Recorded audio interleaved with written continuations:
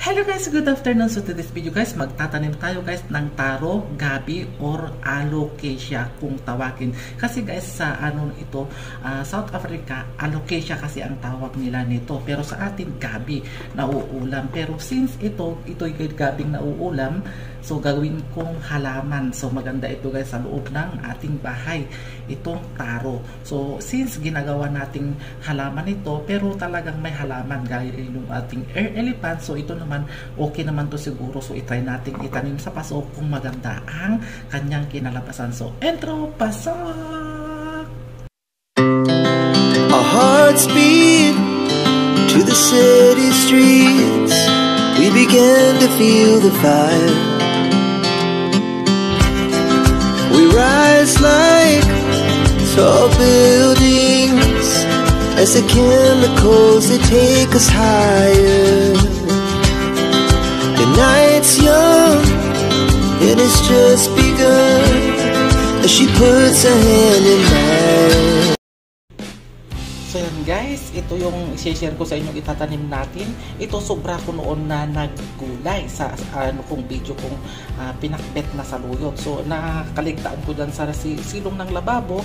Ayan, tumubo na. So gawin nating halaman. So now, nakahanda ako ng dalawang malalaking kaso. Yan, bumili ako.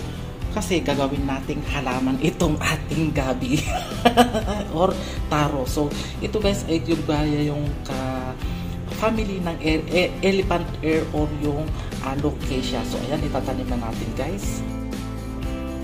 So ayan, itong paso na to guys, ito ang napili ko kasi marami siyang umuusbong na sprout. So napakaganda itong pangpalamuti dito sa loob ng ating bahay kapag tumubo. So ayan, ito ang pipiliin natin guys, maraming tubo. So ayan, i-update ko kayo mamaya guys, or 2 weeks, 3 weeks ganyan kung ano na ang update sa ating tarong itinanim. Ayan, ganyan lang.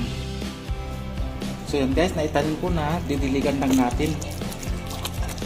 And after 2 weeks, i-update ko kayo sa tanim nating taro. So gagawin nating halaman yung gabi guys. Interesting ito yan. So ayan, i-update ko kayo guys kung ano na ang mangyayari dito sa ating tanim na ginawa nating halamang gabi. So yun na guys, yung update ng ating gabi. Ayan, so kasi malaki na ang sprout. Ayan, kahit tinanim ko, ayan. Dami na anak na. Ayan, ito rin yung isa. So rin na yan, doon. Okay, normal ay natin natin